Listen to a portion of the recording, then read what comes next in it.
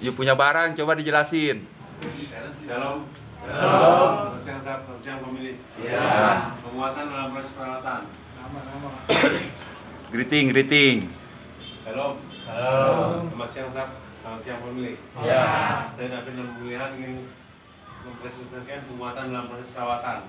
Yang pertama adalah penguatan motivasi.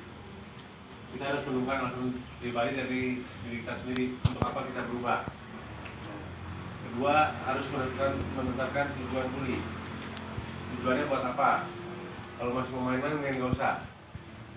Nomor ketiga, meningkatkan keyakinan diri, berdoa artinya. Nomor dua, ada penguatan kontrol diri yang akan disambung oleh Rickman.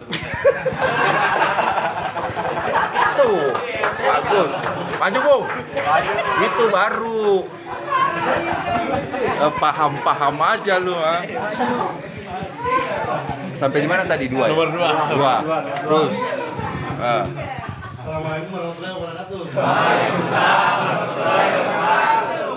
Saya ingin menjelaskan kekuatan kontrol diri. Mengelola emosi seperti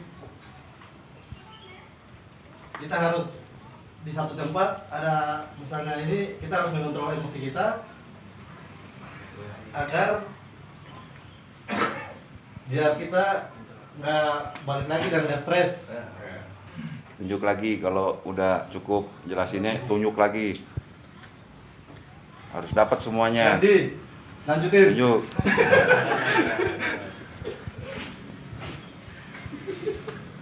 Itu yang dua nggak paham. Tiga itu nggak paham. Assalamualaikum warahmatullahi wabarakatuh. Shalom. Selamat siang staff, selamat siang family. Saya ingin menjelaskan penguatan dalam proses rawatan. Wah, diborong Yang sama dia. tadi dijelaskan oleh Bung Rikman adalah sampai mengelola emosi dan stres. Saya akan melanjutkan penguatan kontrol diri yang berikutnya sebagai berikut: mengenali profil lebih awal. Karena saya belum mengerti profil lebih awal, saya akan bertanya kepada staff. Profil itu apa staff? Craving. Craving. Belum tahu. Wang, jelasin. Kemampuan. Kemampuan. Mengenali Mengenali kemampuan diri. Ini potensi kita nih apa nih? Misalkan kita, contohnya kita habis pulang dari sini kita ingin berjualan kayak berjualan es teh Solo atau kita membuka usaha misalkan gorengan. Jadi ada motivasi nih setelah keluar dari sini nih. Kita menerapkan 12 langkah program yang ada di rumah baik ini. Itu harus diterapkan dari luar supaya mengokohkan fondasi kita supaya kita tidak kembali lagi ke kawan-kawan lama kita. Bila perlu kita pulang kampung biar semua itu tercovery dengan baik. Dan strategi perawatan dan pemulihan itu ada di 12 step ini semua sama 26 konsep. Itu harus kita kali dan kita pelajari. Itu pasti diperlukan dalam kita di luar nanti. Sekian dan terima kasih presentasi dari saya. Lempar ke siapa? Selanjutnya saya ingin melempar kepada Tito Karnavian. Terima kasih. Jadikan materinya bahan diskusi juga ya. Sharing, tanya jawab. Oke, selamat siang teman-teman semua. Saya Tito Pecandu dalam pemulihan ingin mempresentasikan penguatan pola pikir sehat. Review atau materi. dalam penguatan dalam proses perawatan. CBT itu merubah pola pikir yang kurang sehat menjadi sehat. Pertama, mengidentifikasi pikiran positif. Pikiran positif seperti mungkin kita keluar dari rumah baik ini tidak akan memakai lagi ya. Cuman balik lagi sih ke pribadinya masing-masing. Terus yang kedua, menguji pikiran dengan fakta. Pikiran dengan fakta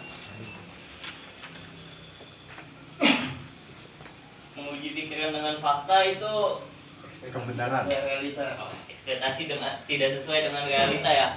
Kadang apa yang kita pikirkan tidak terjadi ya kan? Benar nggak? Benar. Yang ketiga, bentuk pola pikir sehat. Kadang pola-pola pikir kita tuh kotor semua nih di luar nih sebagai pecandu, ya kan? Makanya kita di sini diajarkan untuk membentuk pola pikir yang baik, yang sehat buat di luar kita nanti agar tidak terjadinya relapse. Oke, selanjutnya saya lempar ke saudara Pandu. Astaga. Tadi nama berapa?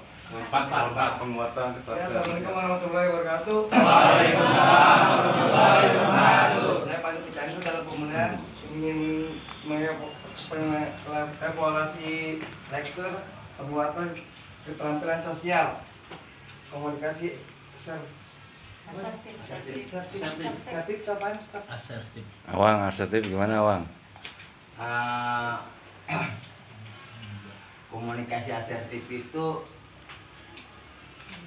bisa berkomunikasi dengan baik ataupun merasakan berada di posisi orang tersebut. Ngomong ke orang. Iya. Komunikasi yang baik. Iya. Kurang lebih itu tapi ya. Ya, kurang lebih kelebihan. Ya kalau kita tuh kalau misalkan ngomong sama orang yang berpikiran yang sehat tuh kayak ibarat kita ngajak teman pikiran sehat yang kira ibarat pemikiran kita nggak kembali ke relapse lagi, Iya, beribadah. bener gitu Iya, ya. komunikasi asertif. Iya. Healing lah istilahnya Iya. masuk ke Kalau misalkan teman ngajakin kita relapse itu ibarat kita pikir lagi secara jernih, kita tuh harus kembali lagi berdoa ke yang tercipta.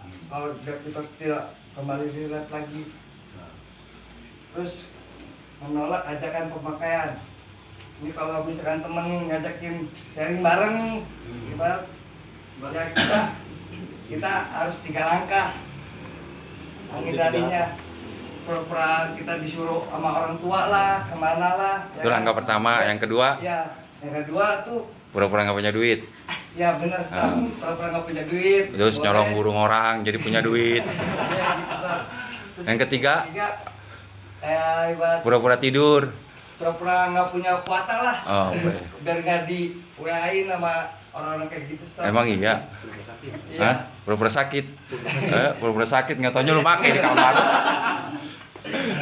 Membangun hubungan sehat kayak ibarat kita tuh kayak tidak kembali yang kayak masa-masa lalu lah, kita bangun kayak hidup sehat kayak normal gitu. Biasanya kita setiap hari ngebakar ya kan, ya kan. Ini setiap harinya kita bangun sehat, olahraga kayak gitu, Staf. Oke, nanti di-freeze dulu ya. Berarti ada 2 kalimat yang teman-teman kurang paham. Tulis Awang di situ. Yang pertama craving, yang kedua asertif. Oke, tunjuk. Ya, Itu tuh yang berdiri tunjuk, biar berdiri. Biar duduk. Oh. Tunjuk, salah satunya tunjuk. Nah, iya, maju. Jadi Coba. Oke, Staf. Kayaknya bukan pemicu, Staf. Nah, tulis aja craving ini. Craving sama asertif. komunikasi asertif. Yang kedua asertif.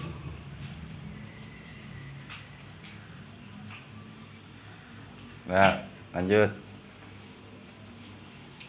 Nah. Ayo Juna. Ya. Salam.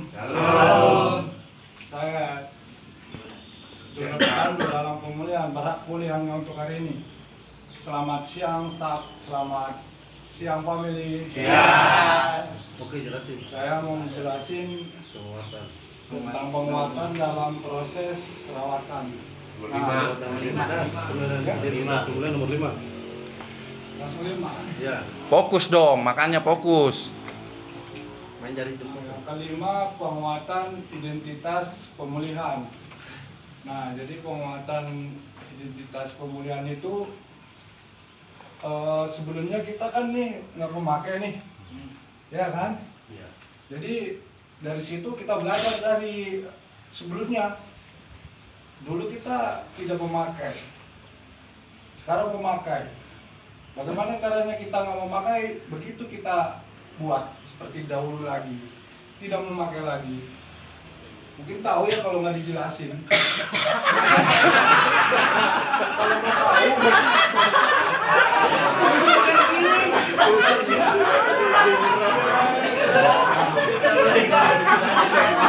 Ya, salah satunya kalau yang jelas. Nggak tahu kalau ya kita ada ajakan teman nih atau telepon, jangan mau kalau diajakin narik lagi gitu, jangan nyabu lagi.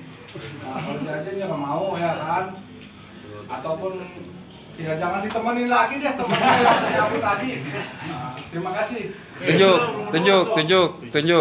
Tunjuk orang. Apa mau dihabisin sampai 8? Tidak. Tunjuk. Siapa? Dengan Pak itu Pak. Pak siapa? Pak Muklis. Pak Anja. Kasihan banget yang dekat, yang berdiri dua nggak ditunjuk. Wah, PJ dicepuin. Assalamualaikum warahmatullahi wabarakatuh. Waalaikumsalam warahmatullahi wabarakatuh. Selamat siang staff, selamat siang family. Siang. Saya Hamzah Candu dan Bu Mulian. Penguatan dalam proses perawatan. 5. Penguatan identitas pemulihan. Penguatan pencegahan dulu ya. Strategi mengenali trigger. Ya, mengenali trigger contohnya kita di luar nih lagi jalan ya kan, ketemu trigger atau disebut kawan ya kan, mengajak kita yuk kita sharing ya kan. Alangkah baiknya kita alasan dengan wah gua disuruh istri gua nih buat kayak beli susu di Indomaret, taruh deh tungguin gua di sini ya kan, contohnya begitu staff. Trigger itu apa? Strategi menghadapi situasi beresiko.